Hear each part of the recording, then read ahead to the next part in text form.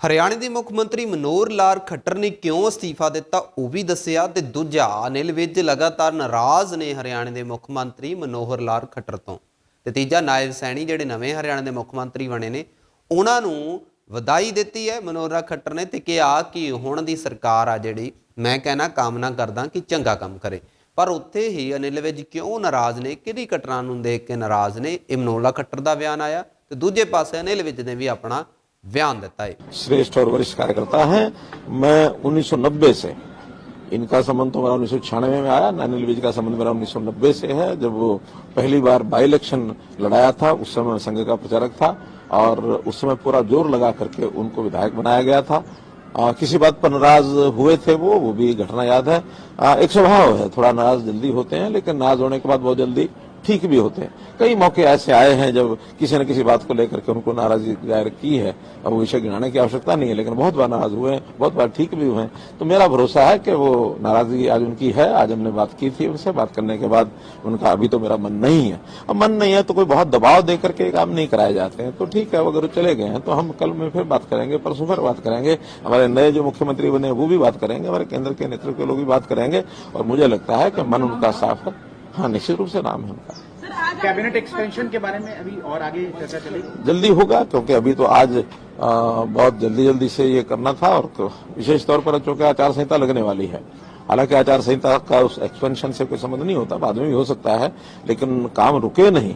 इसलिए जितने भी प्रमुख लोगों को आज मंत्रिमंडल की शपथ दिलाई गई है, इसके बाद मुख्यमंत्री जी के परामर्श से जो भी कुछ आगे निर्णय होने होंगे केंद्रीय नेतृत्व निर्णय करके उनको बताएं। तो सर, अनिल विज साहब जो डिप्टी सीएम इनका नाम था सर, अनिल विज साहब का डिप्टी सीएम के रेस में नाम था ये कैबिनेट के लिए सर? देखिए, आज मंत्रियों की ही शपथ होनी थी तो मंत्रियों के उसमें था, लेकिन वो नहीं पहुंच पाए तो अगली बार करेंगे।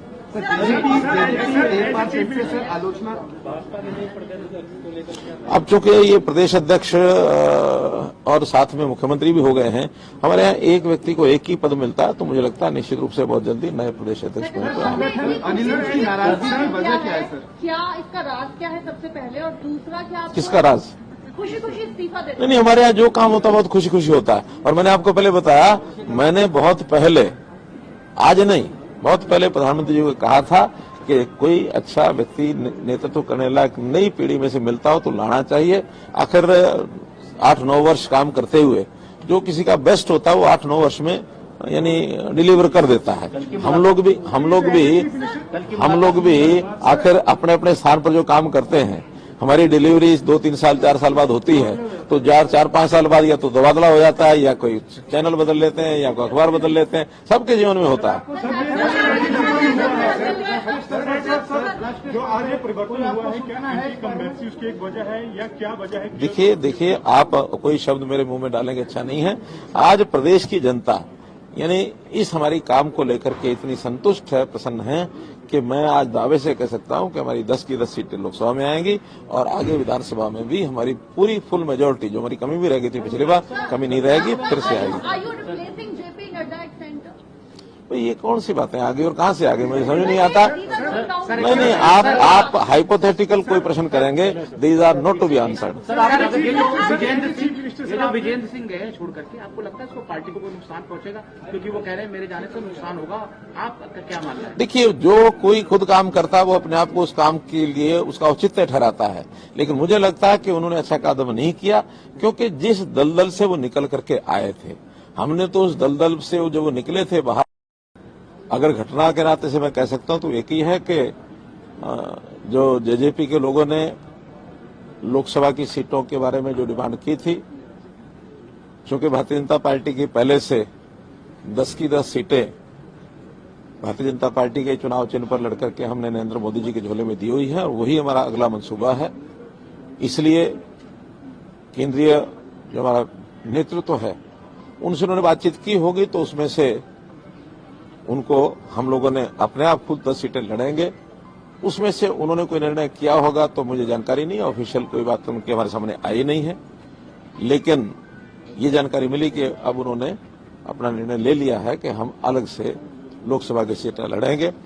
उसी में से आगे के सब निर्णय हुए हैं, तो ये तो एक घटनाक्रम हो सकता है। जहां तक दूसरा विषय है, भारतीय जनता पार्टी की परंपरा रही है कि हम संगठन में समय समय पर नए जो नेतृत्व को आगे लाते हैं। उस क्रम में जैसे आपने पिछले दिनों में देखा होगा कि मध्य प्रदेश में भी एक नए चीफ मिनिस्टर आए, राजस्थान में एक नए चीफ मिनिस्टर आए, इसी प्रकार से छत्तीसगढ़ में भी नए चीफ मिनिस्टर आए हैं।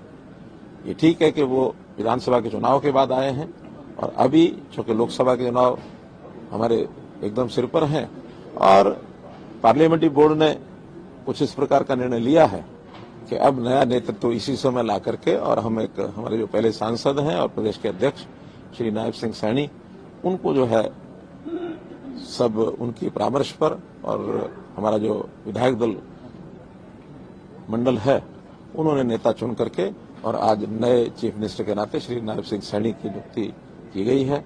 और इससे कम से कम मैं प्रसन्न हूं कि एक नया नेतृत्व समय रहते और आगे उभरा है। सर, आपको बड़ी जिम्मेवारी देने की बात हो रही है। कोई सर, बड़ी जिम्मेवारी मिलने वाली है सर? क्या बात हुई है संगठन में? तो बात चलिए केंद्र में बातचीत हुई है तो केंद्रीय नेतृत्व ने कहा कि आपको कोई और जिम्मेवारी देंगे। वो जिम्मेवारी क्या होगी, मैं समझता हूं जल्दी ही कोई ना कोई बात करके और कोई निर्णय लिया जा सकता है। हो सकता है कहीं लोकसभा के चुनाव की बात आ जाए, और क्योंकि लोकसभा के चुनाव बिल्कुल एकदम निर्णय उसके होने हैं, मुझे ऐसी संभावना है कि शायद ऐसा हो सकता है। अगर वो होगा तो भी पार्लियामेंट्री बोर्ड जो निर्णय करेगा उसको मैं स्वीकार करूंगा। देखिए, चुप करो यार। मैं भारतीय जनता पार्टी का अनन्य भक्त हूं। परिस्थितियां बदलती रहती हैं, लेकिन मैंने हर परिस्थिति में बीजेपी के लिए काम किया है और अब भी करूंगा, पहले से कई गुना ज्यादा करूंगा। ਦੱਸਦੀ ਕਿ ਹਰਿਆਣੇ ਦੇ ਵਿੱਚ ਜੋ ਹਲਚਲ ਮਚ ਚੁੱਕੀ ਸੀ, ਸਿਆਸਤ ਡਿੱਗ ਚੁੱਕੀ ਸੀ, ਜਿਸ ਤੋਂ ਬਾਅਦ ਸਰਕਾਰ ਡਿੱਗ ਚੁੱਕੀ ਸੀ ਹਰਿਆਣੇ ਦੀ। ਹੁਣ ਮਨੋਹਰ ਖੱਟਰ ਦਾ ਅਸਤੀਫਾ ਕਿਉਂ ਦਿੱਤਾ ਗਿਆ, ਕੀ ਰੀਜ਼ਨ ਰਿਹਾ, ਉਹ ਵੀ ਮਨੋਹਰ ਖੱਟਰ ਨੇ ਦੱਸਿਆ। ਤੇ ਦੂਜਾ ਨੀਲ ਵਿਜ ਨੇ ਆਪਣੀ ਸਫਾਈ ਦਿੱਤੀ।